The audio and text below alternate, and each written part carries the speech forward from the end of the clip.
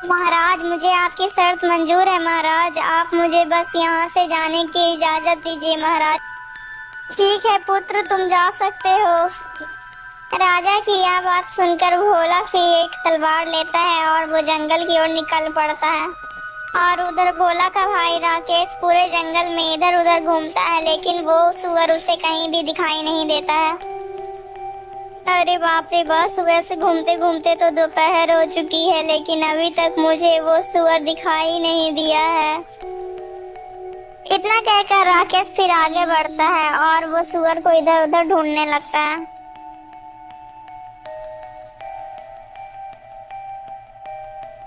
अरे राम राम राम राम, कितनी गर्मी हो रही है। अब तो मुझे लगता है कि मैं इससे आगे और नहीं चल सकता। भाड़ में गया वो सुअर। अब मुझे लगता है कि मैं इसी पेड़ के नीचे थोड़ा सा आराम कर लेता हूँ।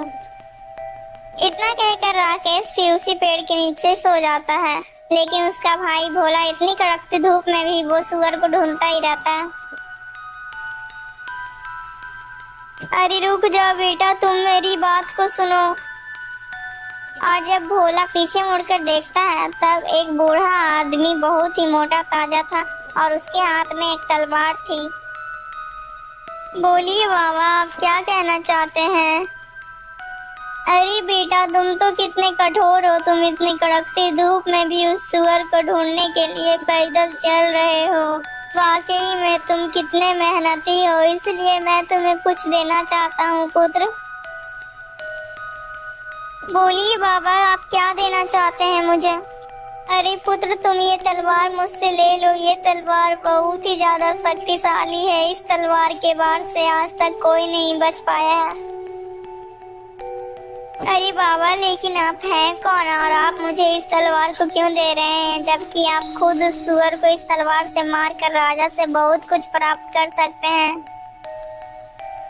अरे बेटा, मैं इसी गांव के पास में एक गांव में रहता हूँ और जब मुझे पता चला कि तुम उस सुअर को मारने जा रहे हो तो मैंने सोचा कि क्यों ना मैं अपनी इस तलवार को तुम्हें दे दूँ। बेटा, मैं अब बहुत ही बूढ़ा हो चुका हूँ। मैंने तो अपनी आधी जिंदगी जी ली है, लेकिन तुम्हारी तो अभी पूरी जिंदगी बाकी है बेटा। इसीलिए मैं सोच रहा था कि इस तलवार को तुम्हें ही दे दूँ और तुम्हें इस तलवार की अभी बहुत जरूरत भी है बेटा। इसीलिए तुम ये तलवार रख लो और तुम्हारी ये तलवार बहुत सहायता करेगी। ठीक है बाबा, लाइए, मुझे अपनी तलवार दे दीजिए। ठीक है बाबा, अब मैं चलता हूँ। इतना बोलकर भोला फिर वहाँ से जंगल की ओर चल देता है। भोला चलते चलते फिर एक गुफा के पास पहुँचता है।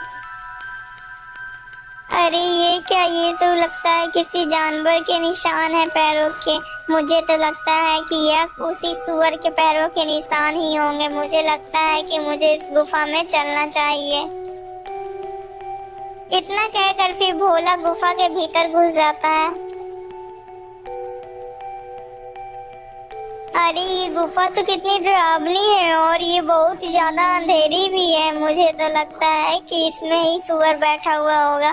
मुझे लगता है उधर से आवाज आ रही है कुछ। भोला फिर उधर की ओर ही चल देता है जिधर से वो आवाजें आ रही थी। भोला फिर चलते चलते वहीं पर पहुंच जाता है और वो देखता है कि वही सुअर फलों को खा रहा है। अरे दुष्ट, तू गांव वालों को परेशान कर कर तू यहाँ पर मजे से खा रहा है। मैं तुझे जिंदा नहीं छोड़ूंगा। इतना कहकर भोला सुअर की ओर बढ़ता है और सुअर भी इतना ज्यादा खूंखार था कि वो भी हमला करने के लिए भोला की तरफ बढ़ता है। इतना बोलकर सुअर भोला पर छलांग लगाता है और तभी भोला भी सुअर के सीने में वो तलवार मार देता है और फिर सुअर वहीं पर मर जाता है। और इस प्रकार वो सुअर भोला के हाथों से मारा जाता है। सुअर तो मर गया, चलो अब मैं इसे अपने कंधों पर उठाकर लेकर चलता हूँ।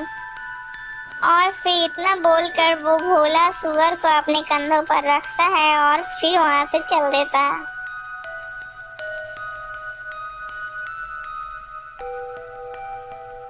दोस्तों, अगर आपको ये कहानी अच्छी लगी है दोस्तों तो कृपया कर इस कहानी को एक लाइक करके चैनल को सब्सक्राइब कर दीजिएगा दोस्तों। दोस्तों इस कहानी का पार्ट 1 और पार्ट 2 हमारे चैनल में आ चुका है दोस्तों, इसीलिए इसका पार्ट 1 और पार्ट 2 हमारे चैनल में आकर जरूर देखिएगा दोस्तों। दोस्तों आपको इस कहानी को देखकर क्या शिक्षा मिली है कमेंट में जरूर बताइएगा दोस्तों।